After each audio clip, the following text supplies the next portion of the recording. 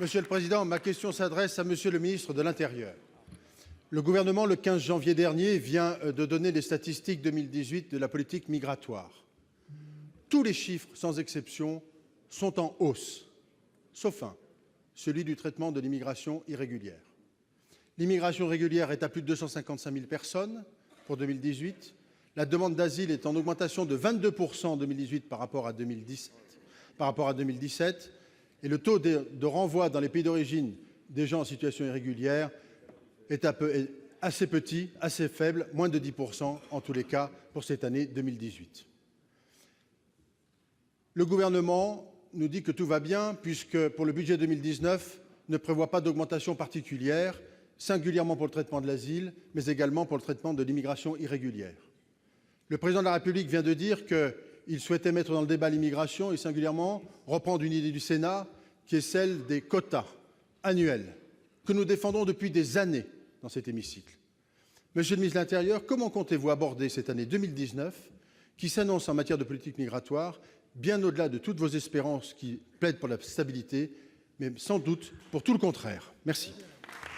Pour vous répondre, la parole est au secrétaire d'État auprès du ministre de l'Intérieur. Monsieur Laurent Nunez, vous avez la parole, monsieur le ministre. Monsieur le Président, Mesdames et Messieurs les sénateurs, Monsieur le sénateur, vous m'interrogez sur les statistiques annuelles en matière d'immigration publiées effectivement récemment par le ministère de l'Intérieur. Comme vous l'avez dit, en 2018, nous constatons effectivement une hausse de 21,6% des demandes enregistrées par l'OFPRA.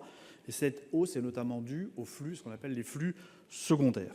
Je tiens à souligner, pour répondre à votre question, que notre politique d'immigration et d'accueil est juste et réaliste. Nous nous donnons les moyens de l'accueil dans des délais raisonnables, et c'est une volonté forte de la loi adoptée en septembre 2018, mais nous procédons aussi à des mesures d'éloignement, comme le prévoit la même loi de septembre 2018, la loi Asile et Immigration. À ce titre, les éloignements forcés sont en hausse significative, et ce sont d'ailleurs, c'est la progression en chiffres la plus haute depuis le début de cette décennie. Ces chiffres témoignent de l'efficacité de notre politique contre l'immigration irrégulière. Ils ne sont pas le fruit du hasard. Ils résultent bien sûr de la loi que je viens de rappeler, du 10 septembre 2018, mais aussi de nos dispositifs de contrôle aux frontières qui ont été significativement renforcés sur la frontière franco-italienne, sur la frontière franco-espagnole. Je m'y suis rendu moi-même. Le gouvernement a nommé un coordonnateur en charge de renforcer ces contrôles qui sont maintenant tout à fait effectifs. Quant au budget de l'année 2019, ce budget donne au gouvernement les moyens de conduire une politique tout à fait équilibrée, que je rappelle, de garantir le droit d'asile, mais aussi de procéder à des mesures d'éloignement. Et ce budget asile-immigration, il est en augmentation de près de 7% en 2019.